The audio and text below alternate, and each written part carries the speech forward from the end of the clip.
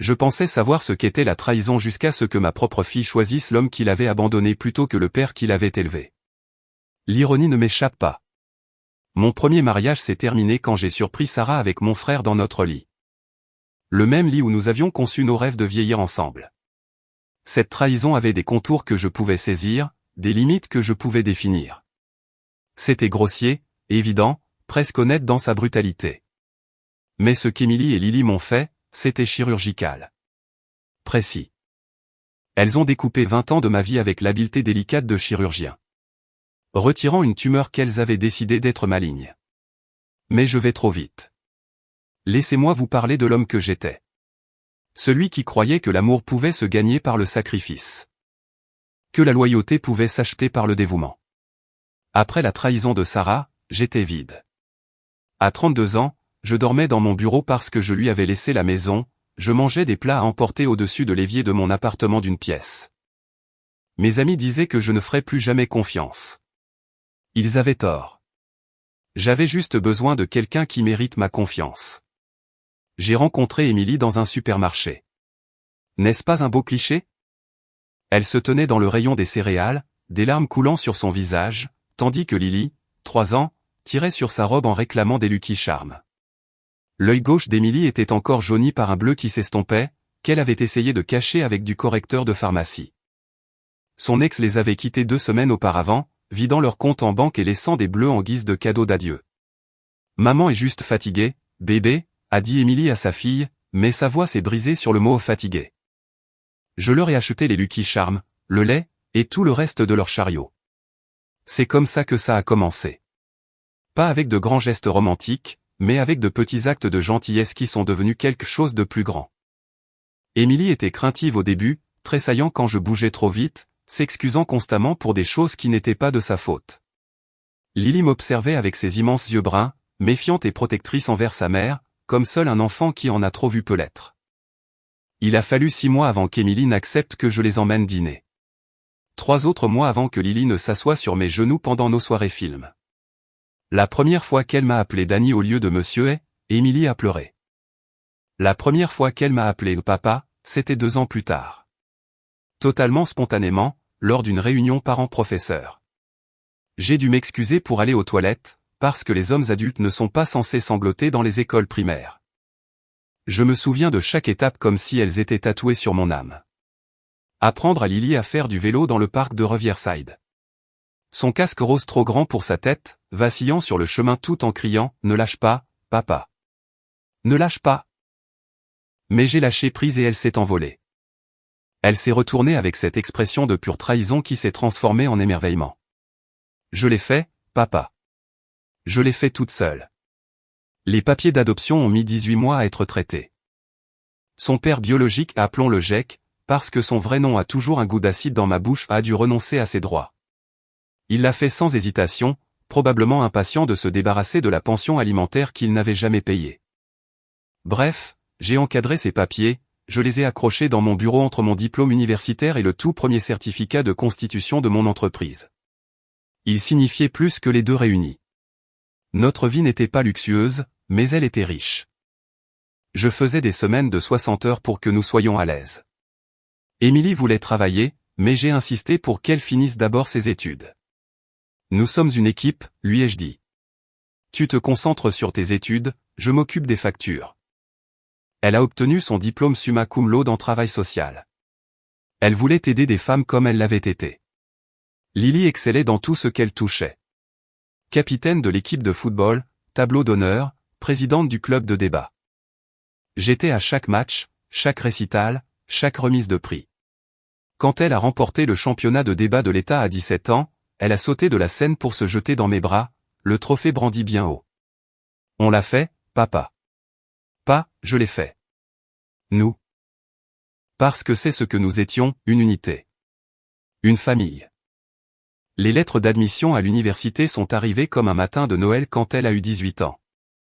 Yale, Princeton, Columbia. Ma petite fille avait l'embarras du choix. Elle a choisi Columbia pour rester près de la maison. Je ne peux pas être trop loin de mon papa, a-t-elle dit, et Émilie m'a souri avec fierté lors de notre dîner de célébration. J'ai payé chaque centime des frais de scolarité sans ciller. en la regardant obtenir son diplôme 4 ans plus tard, en la voyant traverser cette scène dans sa toge et son mortier, j'ai cru que ma poitrine allait exploser de fierté. Les fiançailles ont eu lieu 1 an après l'obtention de son diplôme, quand elle avait 23 ans. Adrien était un bon gamin, un banquier d'affaires avec des yeux bienveillants et une poignée de main ferme. Il m'a demandé ma bénédiction avant de faire sa demande. Assis dans mon bureau, bougeant nerveusement en plaidant sa cause, elle est tout pour moi, monsieur est. Je promets que je prendrai soin d'elle de la même façon que vous l'avez fait. Appelle-moi Daniel, lui ai-je dit. Tu fais partie de la famille maintenant. Quand Lily a franchi notre porte ce soir-là, sa bague étincelante, elle s'est jetée dans mes bras. Papa, je vais me marier. Émilie et moi la tenions entre nous. Cette fille que nous avions reconstruite à partir de morceaux brisés pour en faire quelque chose d'entier et de brillant. Tu peux avoir tout ce que tu veux pour ton mariage, lui ai-je dit en embrassant son front. Absolument tout. Tu mérites la journée parfaite. Elle m'a serré la main. Je veux juste que tu sois là. C'est toi qui vas m'accompagner jusqu'à l'hôtel, n'est-ce pas? J'en rêve depuis que je suis toute petite, a-t-elle dit. Même des chevaux sauvages n'auraient pas pu m'en empêcher. J'ai promis. Je lui ai dit qu'elle pouvait avoir tout ce qu'elle voulait pour son mariage. Je n'avais aucune idée qu'elle prendrait tout, sauf moi. La planification du mariage m'a consumé comme une fièvre. Je m'y suis jeté avec la même intensité que celle que j'avais autrefois réservée à la création de mon entreprise. Des tableurs, des contrats de fournisseurs, des échantillons de couleurs. Mon bureau à la maison ressemblait à la salle de crise d'un organisateur de mariage. Vous êtes plus excité que la mariée, a ri Adrien lors d'une de nos visites de lieu. Mais Lily a juste affiché ce doux sourire qu'elle avait hérité d'Émilie et m'a serré la main. C'est juste papa qui fait son papa, a-t-elle dit. Et ces quelques mots ont valu chaque heure de recherche. J'ai trouvé le lieu parfait. Rosewood Manor, une maison de plantation restaurée avec des jardins qui semblaient avoir été peints par Monet. Rien que les frais de réservation s'élevaient à 12 000 $, mais la façon dont le visage de Lily s'est illuminé quand elle l'a vu. Ça n'avait pas de prix. J'ai signé le chèque sans la moindre hésitation. Le groupe de musique venait ensuite. Pas de DJ. Ma fille méritait de la musique live. J'ai trouvé Azur, un ensemble de jazz qui avait joué au bal inaugural du gouverneur. Leurs honoraires étaient astronomiques, mais ils ont accepté d'apprendre les chansons préférées de Lily. J'imaginais notre danse père-fille sur Isn't She Lovely, la chanson que je lui fredonnais pendant ces premières années où les cauchemars la réveillaient. C'est là que j'ai remarqué pour la première fois que quelque chose clochait. Il faut qu'on parle de la musique, ai-je dit à Émilie au petit déjeuner, en lui montrant la playlist que j'avais assemblée, en particulier la danse père-fille. Je pensais à « discutons en plus tard », m'a-t-elle interrompu sans croiser mon regard. Lily a quelques idées dont elle veut te parler. Mais Lily n'a jamais abordé ces idées. Chaque fois que je mentionnais la danse, elle changeait de sujet. On a le temps, papa. Concentrons-nous d'abord sur les fleurs, éludait-elle. Ou Adrien veut parler de la lune de miel. Peut-être que tu pourrais aider avec ça. La lune de miel. 2 semaines à Santorin. J'avais réservé la suite présidentielle dans un complexe situé au sommet d'une falaise, avec une piscine à débordement privé. L'agent de voyage a dit que c'était là que les célébrités passaient leur lune de miel. Votre fille doit être très spéciale, a-t-elle commenté. Elle l'est, ai-je répondu, en réservant le forfait complet sans vérifier le prix. Mais les silences s'allongeaient. Les regards significatifs entre Émilie et Lily devenaient plus fréquents. Des conversations téléphoniques qui se terminaient brusquement quand j'entrais dans la pièce. Émilie a commencé à prendre des appels dans la chambre, porte fermée, la voix étouffée mais tendue. Tout va bien, demandai-je. Juste le stress du mariage, répondait-elle. Mais son sourire n'atteignait plus ses yeux. Il y a eu ce jeudi où je suis rentré tôt avec le déjeuner, de la nourriture thaï du restaurant préféré de Lily, pour les trouver blottis sur l'ordinateur portable d'Émilie, les têtes rapprochées comme dans une conspiration. Elles l'ont refermé d'un coup quand je suis entré. Papa, la voix de Lily est montée dans les aigus. Tu es rentré tôt. Je me suis dit que j'allais faire une surprise à mes filles, ai-je dit en posant la nourriture. Qu'est-ce que vous regardiez? Des robes de mariée. Quelque chose comme ça, a dit rapidement Émilie. Trop rapidement. La distance dans leurs yeux aurait dû me servir d'avertissement. La façon dont elles étaient devenues prudentes autour de moi, comme si j'étais un chien endormi qu'elles ne voulaient pas réveiller. Mais j'étais trop plongé dans mon fantasme du mariage parfait, de l'adieu parfait pour ma fille parfaite. J'ai commencé un journal de mariage, documentant tout pour la postérité. Pour tes enfants, ai-je dit à Lily, pour qu'ils puissent voir à quel point leur mère était aimée. Elle a pleuré quand je lui ai montré les premières entrées, mais avec le recul, ce n'étaient pas des larmes de joie. C'étaient des larmes de culpabilité. La liste d'invités était un autre signal d'alarme que j'ai ignoré. Émilie n'arrêtait pas d'ajouter des noms que je ne reconnaissais pas. Des gens de mon côté, disait-elle, bien que je ne l'ai jamais entendu les mentionner en 20 ans. Quand je posais des questions à leur sujet, elles restaient vagues. De vieux amis qui veulent reprendre contact. N'est-ce pas merveilleux que le mariage de Lily rassemble les gens, disait-elle de manière évasive. Qui sont tous ces gens, a demandé Adrien lors d'une session de planification. Je n'ai jamais entendu Lily mentionner aucun d'entre eux. Maman s'occupe de ce côté-là, a dit Lily, et quelque chose dans son ton a poussé Adrien à me regarder avec inquiétude. Mais j'étais trop occupé à calculer les frais de traiteur pour y prêter attention. Le tournant s'est produit 3 semaines avant le mariage. J'étais en train de finaliser la photographe, une femme dont le travail avait été présenté dans Vogue, quand Émilie a demandé si on pouvait avoir une discussion de famille ce soir-là. À propos du mariage, ai-je demandé, impatient de partager le portfolio de la photographe. D'une certaine manière, a-t-elle dit, et Lily ne me regardait pas du tout. J'ai passé le reste de la journée à perfectionner ma présentation. J'avais tout tracé, la chronologie, la liste des prises de vue, les lieux pour les portraits. J'avais même une maquette de l'album de mariage avec des espaces pour tous les moments cruciaux, la danse père-fille, la marche vers l'autel, notre portrait de famille, nous 3 plus Adrien, cette famille que nous avions construite à partir des cendres. Quand elles m'ont demandé de m'asseoir pour cette discussion de famille, je pensais qu'elles allaient me remercier pour tout ce que j'avais fait. Je n'aurais jamais imaginé qu'elles étaient sur le point de m'effacer complètement. Elles avaient arrangé le salon comme un tribunal, Émilie et Lily sur le canapé, un front uni, 2 tasses de thé sur la table basse. Elles n'en avaient pas fait pour moi. Ça aurait dû être mon premier indice que ce n'était pas une discussion. C'était un verdict déjà rendu. Daniel, a commencé Émilie, et l'utilisation de mon prénom complet m'a frappé comme de l'eau glacée. Elle ne m'avait pas appelé Daniel depuis des années. J'étais le chéri, bébé, ou juste D. Nous devons discuter de quelque chose d'important concernant le mariage, a-t-elle poursuivi. Ses mains étaient croisées sur ses genoux, les jointures blanches. Lily fixait ses propres mains, faisant tourner sa bague de fiançailles encore et encore. Le diamant que j'avais aidé Adrien à choisir attrapait la lumière, projetant de minuscules arcs-en-ciel sur le mur. Magnifique et tranchant. Quoi que ce soit, on trouvera une solution, ai-je dit en me penchant en avant. C'est le budget ? Parce que je peux, il s'agit de Jack, l'a interrompu Émilie. Le nom est resté suspendu en l'air comme l'écho d'un coup de feu. Jack. L'homme qui avait fait un œil au beurre noir à Émilie. L'homme qui avait abandonné Lily, alors âgée de 3 ans. L'homme dont j'avais vu un juge annuler les droits parentaux avec un dégoût évident. Qu'est-ce qu'il a ? J'ai réussi à garder une voix stable. Lily a finalement levé les yeux, et les siens nageaient dans les larmes. Il m'a contacté, papa, il y a 6 mois, a-t-elle admis. 6 mois. Pendant que je réservais des lieux, pendant que je goûtais des gâteaux de mariage, pendant que je planifiais le jour parfait pour ma fille, elle reprenait contact avec l'homme qui l'avait jeté comme une ordure. Il a changé, a poursuivi Lily, les mots sortant comme un discours répété. Il est sobre depuis 5 ans. Il a un travail, une famille. Il est désolé. Désolé, ai-je répété, goûtant le mot et le trouvant amer. Il est désolé.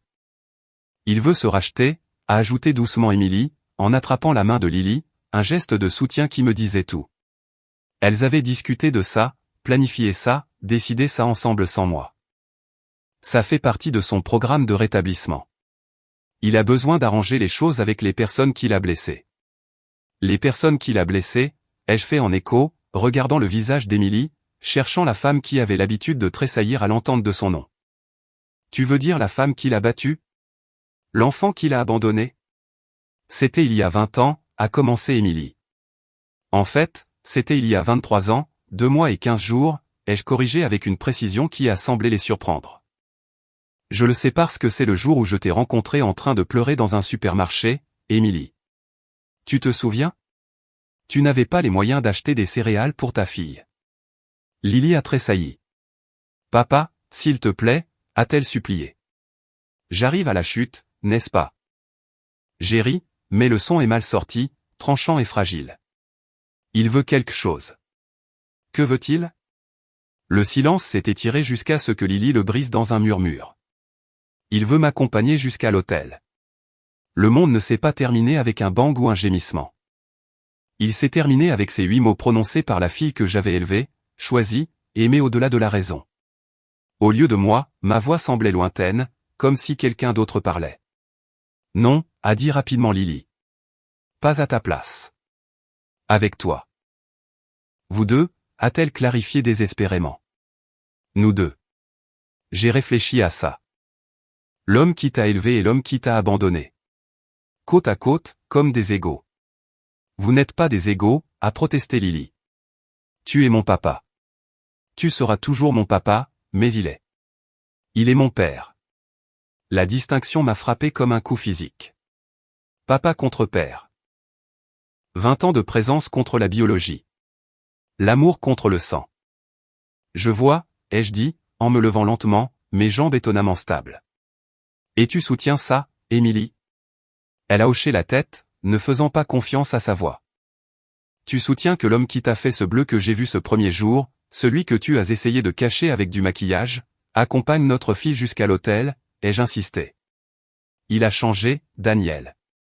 Les gens peuvent changer, a finalement réussi à dire Émilie. Ah bon? Je me suis dirigé vers la cheminée où nos photos de famille se tenaient comme des témoins. Le premier jour d'école de Lily, sa remise de diplôme du lycée, le jour où l'adoption a été finalisée. Dis-moi, quand a-t-il changé? Avant ou après avoir renoncé à ses droits parentaux? Avant ou après que j'ai payé pendant 18 ans pour élever son enfant? Ne ramène pas ça à l'argent, a commencé Émilie sur la défensive. Tu as raison. Ce n'est pas une question d'argent, ai-je convenu. Il s'agit d'être présent. Chaque match de foot, chaque pièce de théâtre à l'école, chaque cauchemar, chaque fièvre, chaque chagrin d'amour, chaque triomphe. Où était-il pour tout ça? Papa, tu t'énerves, a essayé d'intervenir Lily. Non, Lily. J'y vois de plus en plus clair, ai-je corrigé en me tournant vers elle. Et quelque chose dans mon expression les a fait reculer toutes les deux. Depuis combien de temps planifiez-vous ça? Depuis combien de temps es-tu en contact avec lui pendant que je planifiais ton mariage comme un idiot? 6 mois, a admis doucement Lily. 6 mois de mensonges.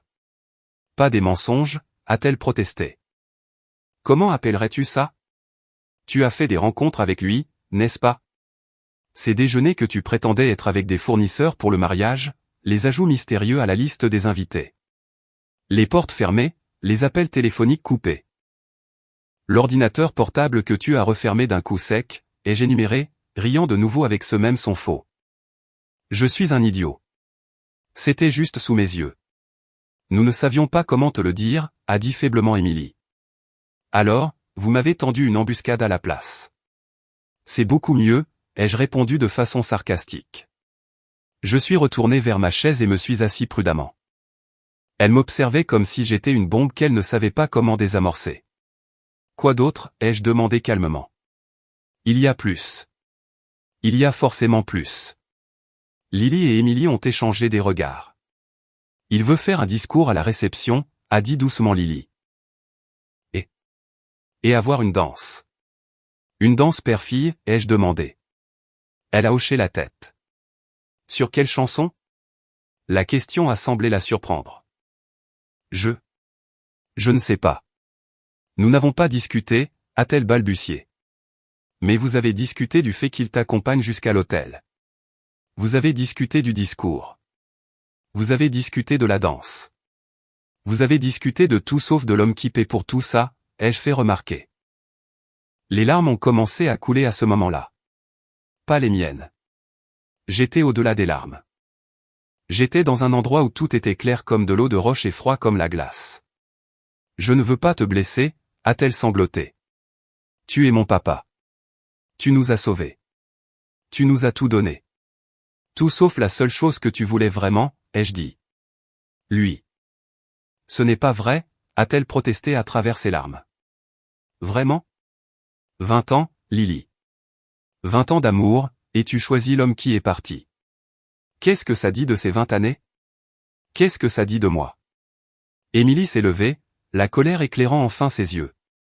Tu es injuste. Il ne s'agit pas de choisir. Il s'agit de pardon, a-t-elle lancé. Le pardon, ai-je répété, me levant à mon tour, égalant son énergie. A-t-il demandé mon pardon pour m'avoir laissé élever son enfant? Pour les factures de thérapie que j'ai payées parce que sa fille avait des problèmes d'abandon? Pour les nuits où je l'ai tenue dans mes bras pendant qu'elle pleurait en se demandant pourquoi son vrai papa ne voulait pas d'elle? M'a-t-il demandé pardon pour tout ça? Il ne s'agit pas de toi, a crié Émilie. Tu as absolument raison, ai-je acquiescé. Et l'envie de me battre m'a quitté d'un seul coup. Il ne s'est jamais agi de moi. J'ai regardé ces deux femmes que j'avais aimées plus que ma propre vie, et j'ai vu des étrangères. Si c'est ce qui te rend heureuse, ai-je dit doucement. Alors c'est ce que nous ferons. Elles se sont figées toutes les deux, s'attendant clairement à plus de résistance. Vraiment, a demandé Lily, l'espoir s'insinuant dans sa voix. Vraiment, ai-je confirmé en me dirigeant vers la porte. J'ai besoin d'air. Nous parlerons des détails plus tard. Daniel, a commencé Émilie. Plus tard, ai-je répété, sans me retourner. Elle s'attendait à ce que je me batte pour ma place dans sa vie. Au lieu de cela, je leur ai donné exactement ce qu'elles demandaient. Je n'ai pas dormi cette nuit-là. Au lieu de cela, je me suis assis dans mon bureau avec un verre de whisky et une calculatrice, additionnant 20 ans d'investissement. Pas seulement l'argent, bien que le total soit faramineux, mais le temps, l'amour, les sacrifices. Comment quantifie-t-on les fièvres au milieu de la nuit? Quelle est la valeur marchande du fait d'apprendre à quelqu'un à conduire? Quel est le prix du simple fait d'être présent? Apparemment, ça vaut moins que l'ADN. À 3 heures du matin, j'avais pris ma décision. À 4 heures du matin, j'avais fait mes listes. À 5 heures du matin, j'ai commencé à passer des appels. Le lieu était en premier. La ligne d'urgence du Rosewood Manor a décroché à la 3e sonnerie. J'ai besoin d'annuler le mariage Ebrox, ai-je déclaré calmement. Monsieur, il est 5 heures du matin, a répondu la femme au bout du fil, confuse. J'en suis conscient. Le mariage est dans 3 semaines. J'annule maintenant, ai-je insisté. Il y a des frais d'annulation substantiels, a-t-elle averti. J'en suis conscient. Veuillez procéder immédiatement, ai-je instruit. Le soulagement dans ma voix a dû la troubler, mais elle a traité l'annulation. 12 000 $ partis en fumée. Et il valait chaque centime. Azur. Le groupe de musique venait ensuite. Ils ont été étonnamment compréhensifs. Apparemment, les annulations de mariage n'étaient pas rares dans leur métier. La photographe a demandé plus de conviction, mais quand j'ai proposé de payer ses honoraires complets de toute façon, elle a accepté. Le fleuriste, le traiteur, le bloc de chambre d'hôtel, la suite de lune de miel à Santorin. Un par un, j'ai annulé tout ce que j'avais réservé, tout ce que j'avais payé, tout ce que j'avais amoureusement organisé pour une fille qui me voyait comme un bouche-trou. Au moment où Émilie s'est réveillée à 7 heures du matin, j'avais démantelé la totalité du mariage. Mais je n'avais pas fini. J'ai appelé mon avocat, Robert, qui s'était occupé de l'adoption des décennies auparavant. J'ai besoin de connaître mes options, ai-je dit après avoir expliqué la situation. Bon sang, Daniel, je suis désolé, a-t-il répondu avec compassion. Je n'ai pas besoin de compassion. J'ai besoin d'informations. La maison est à mon nom. Émilie n'est pas sur l'acte de propriété. Quelles sont mes options, ai-je insisté. Tu peux la vendre. Tu peux l'expulser avec un préavis adéquat. Vous n'êtes pas mariés, donc il n'y a pas de problème de bien commun, a-t-il expliqué. Et Lily, ai-je demandé. Elle est adulte. Tu n'as aucune obligation légale, a-t-il confirmé. Le fonds pour le mariage. S'il est uniquement à votre nom, vous pouvez en faire ce que vous voulez, m'a-t-il assuré. Parfait. Le téléphone a commencé à sonner à 8 heures du matin. Émilie d'abord, puis Lily, puis Adrien. Je n'ai pas répondu. À la place, je suis allé à la banque. Je dois fermer un compte, ai-je dit au guichetier, en glissant les informations du fonds de mariage. Le solde total, a-t-elle demandé. Chaque centime, ai-je confirmé. 47 000 $. Je l'ai pris sous forme de chèque de banque, puis je l'ai déposé sur mon compte personnel. Celui qu'Émilie ne connaissait pas. Celui que j'avais ouvert après que mon premier divorce m'avait appris la valeur de l'indépendance financière. Les appels sont devenus frénétiques. Les SMS sont afflués. Émilie, le domaine a appelé. Ils disent que tu as annulé. Que se passe-t-il? Lily, papa, s'il te plaît, appelle-moi. La photographe dit qu'elle ne viendra pas. Je ne comprends pas, Adrien, monsieur est. Lily est hystérique. Que se passe-t-il? J'ai répondu à Adrien uniquement. Demande à Lily au sujet de son père biologique. Elle t'expliquera tout. À midi, elles avaient compris. La voiture d'Émilie a crissé dans l'allée. Elles ont fait irruption par la porte comme des anges vengeurs, les visages rouges de rage et de panique. Que as-tu fait? A hurlé Émilie. Je vous ai donné ce que vous vouliez, ai-je répondu calmement depuis mon bureau. Tu voulais que Jake soit le père de Lily. Maintenant, il peut l'être. Les pères paient pour les mariages, n'est-ce pas? Tu as tout annulé, a sangloté Lily. Le lieu, le groupe de musique, les fleurs, tout. Oui, ai-je simplement confirmé. Mais tu as dit hier soir. Tu as dit que c'était d'accord, a-t-elle gémi. J'ai dit que si c'était ce qui te rendait heureuse, alors c'est ce que nous ferions. Et c'est ce que nous faisons. Jake veut t'accompagner jusqu'à l'hôtel. Parfait. Il pourra t'accompagner dans n'importe quelle allée qu'il aura les moyens de se payer, ai-je expliqué. Le mariage est dans 3 semaines, s'est écrié Lily. Alors il a intérêt à se dépêcher, ai-je suggéré froidement. Émilie s'est avancée, la rage irradiant de tous ses pores. Espèce de salaud vindicatif. C'est juste pour ton ego, a-t-elle accusé. Non, les jeux interrompus. C'est une question de conséquences. Vous avez fait un choix, toutes les deux. Vous avez choisi l'homme qui vous a abandonné plutôt que l'homme qui vous a élevé. C'est très bien. C'est votre droit. Mais les choix ont des conséquences. Je n'ai jamais dit que je ne voulais pas de toi là-bas, a protesté Lily avec désespoir. Non, tu as juste dit que tu le voulais lui encore plus. T'accompagner à l'hôtel. C'est le rôle du père, Lily. Le vrai père. Et tu as dit très clairement que ce n'est pas moi, ai-je clarifié. Ce n'est pas ce que je voulais dire, a-t-elle insisté. Alors, que voulais-tu dire? Explique-moi en quoi avoir 2 hommes pour t'accompagner jusqu'à l'hôtel honore celui qui était réellement là, les jeux défiés. Elle ne pouvait pas, car il n'y avait aucune explication qui ne confirmait pas ce que je savais déjà. J'étais le lot de consolation. Le trophée de participation. L'argent, a soudainement dit Émilie. Le fonds pour le mariage. Nous avons besoin de cet argent. Quel argent, ai-je demandé innocemment. Ne joue pas à ça. Les 47 000 $ pour le mariage, a-t-elle exigé. Oh, cet argent. Il a disparu, les jeux informaient. Disparu où, a-t-elle insisté. Sur mon compte retraite. Cela semblait être un meilleur investissement qu'un mariage pour des personnes ingrates, ai-je expliqué. Cet argent était pour Lily, a crié Émilie. Non, cet argent était le mien. Je l'ai économisé. Je l'ai gagné. Je choisissais de le dépenser pour le mariage de ma fille. Mais puisque Jake est son père maintenant, il peut payer le mariage de sa fille, ai-je corrigé. Il n'a pas d'argent, a gémi Lily.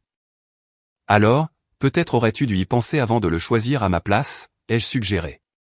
Émilie a sorti son téléphone. J'appelle un avocat, a-t-elle menacé. Vas-y, appelle Robert Steinberg. Il est excellent. Oh, attends. C'est mon avocat. Il l'est depuis 20 ans, lui ai-je rappelé. Tu ne peux pas faire ça, a dit Émilie. Mais la certitude disparaissait de sa voix. Je le peux, et je l'ai fait, mais je n'ai pas terminé, ai-je annoncé en me levant et en sortant des documents de mon bureau. Ceci est un avis d'expulsion. Vous avez 30 jours pour libérer les lieux. Tu nous mets à la porte? La voix d'Émilie s'est brisée. Je vous mets à la porte. Lily est la bienvenue pour rester si elle le veut, mais quelque chose me dit qu'elle choisira de partir avec toi. Elle est douée pour choisir des gens qui n'ont pas mérité sa loyauté, ai-je clarifié. Papa, s'il te plaît, a commencé Lily.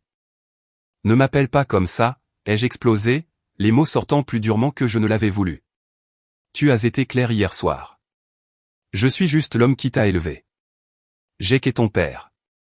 Tu me punis parce que je veux connaître mon père biologique, a-t-elle accusé.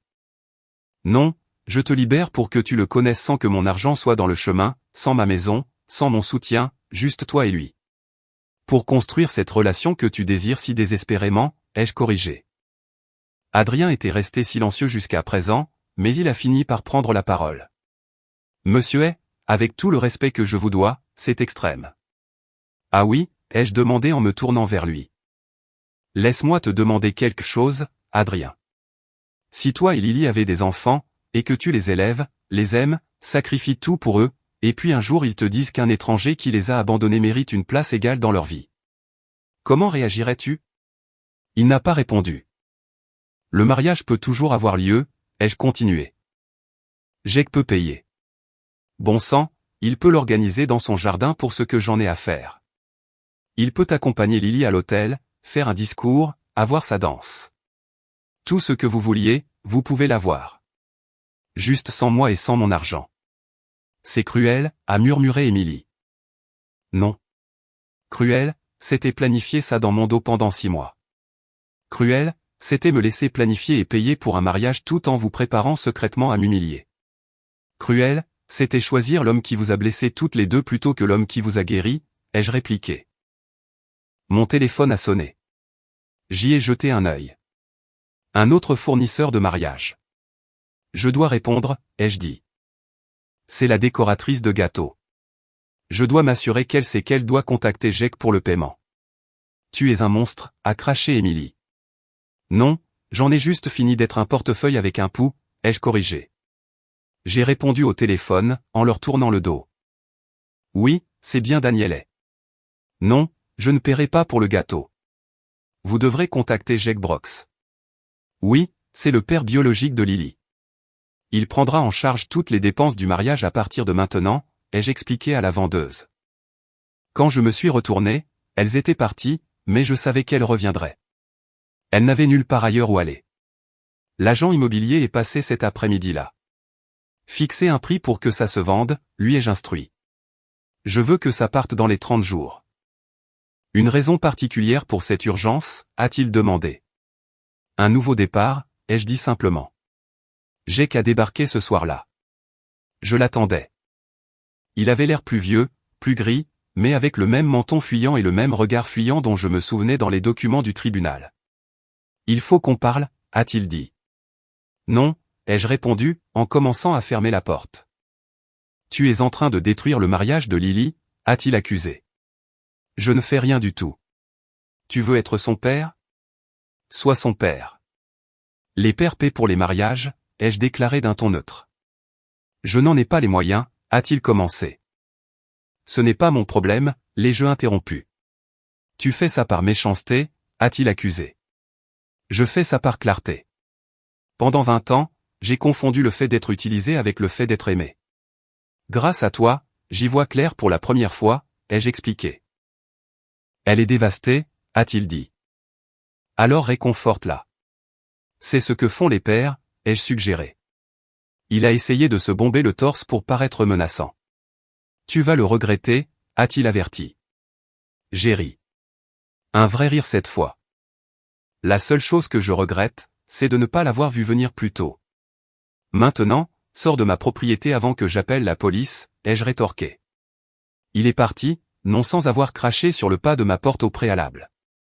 La grande classe. Le vrai père de Lily. Les 3 semaines suivantes ont été floues, entre carton et paperasse. Émilie et Lily ont fait leur bagage dans un silence hostile. J'ai mis mes affaires dans un garde-meuble et j'ai loué un appartement meublé de l'autre côté de la ville.